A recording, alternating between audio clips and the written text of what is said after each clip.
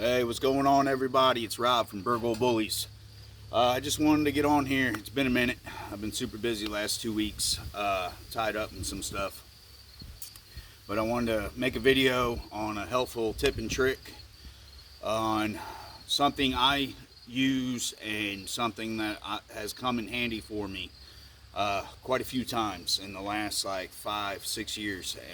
And I did find out by a vet, one of my vets. I use quite a bit of vets for different stuff, depending on how far I'm going to drive and what I have planned for that vet. But I did end up having to use this. I thought it would be helpful for dog owners and American Bully owners. If you have puppies, or if you have dogs that sometimes end up getting into things and tearing stuff up and swallowing them, and you come home and you're gone for, I don't know, a couple hours throughout the day, or you leave them unattended for a little bit and you think they're good because they don't do it all the time, but once in a blue moon they say, hey, I'm going to be a dumbass today. And unfortunately I've had to do it a couple times, and it's come in handy because mine decided I'm going to be a dumbass today.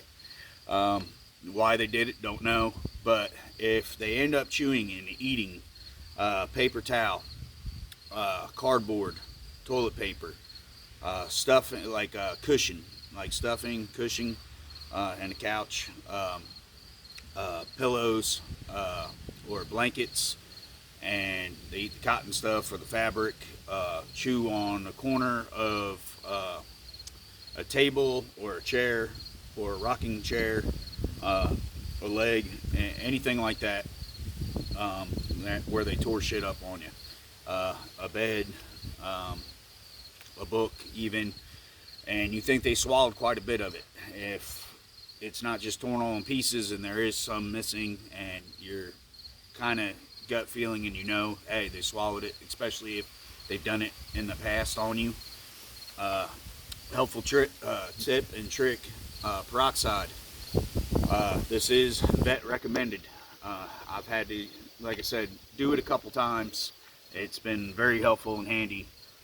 What it does is you basically give it to them and they start regurgitating and they puke up what they swallowed, instead of letting it pass through and having them have a hard time to get it out. And sometimes you have to get involved to help get it out because it gets stuck hanging out the rear end, if they have ate a lot of it.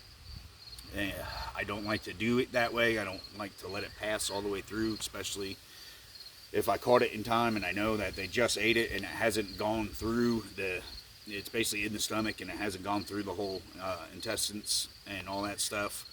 Because if it's that far, then this won't work. But if it's still in the stomach and sitting in the stomach lining, you basically open up their mouth, you squirt this in their mouth, close it, make sure that they swallow it.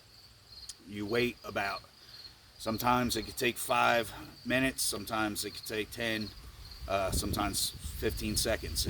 Each dog's different depending on how this activates and works with them, but it will work.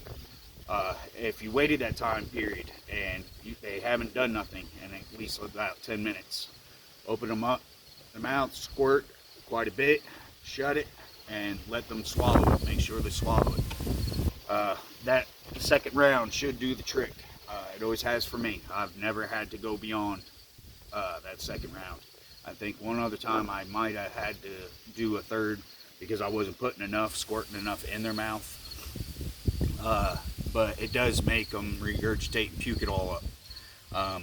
If it is chicken bones or rib bones or bones from a steak, any type of meat we eat that we have cooked, do not use the peroxide.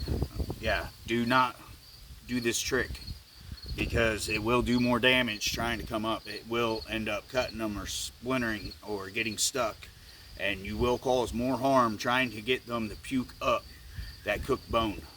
Any type of meat that we cook with a bone in, pork chops even, I mean all of it, you have to go to the vet. You have to do an emergency vet call.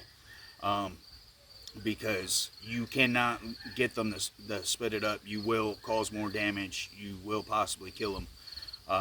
It's a risky thing when they get a hold of cooked bones, because sometimes even with an emergency vet visit and call, sometimes I have heard a bad outcome of if they did not pull through, or they didn't make it in time, or they waited too long.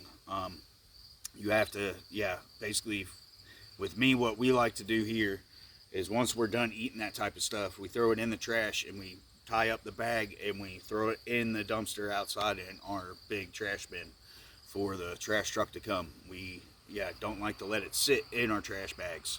For that reason, I would rather be safe than sorry. Even, I mean, throwing it in there and leaving it for a couple hours, to me, you know, sometimes I get busy and shit, but I'm like, oh, I make a habit of it. Anytime we do eat bone-in cooked food, it's just something that, one of my pet peeves. I don't want to lose a dog all over me, yeah, throwing something in the trash and not thinking ahead. So yeah, that's a little helpful tip and trick I wanted to do. My dogs have been dumbasses and tore up shit. Unfortunately, I've had to buy and replace quite a bit. So I just wanted to give that.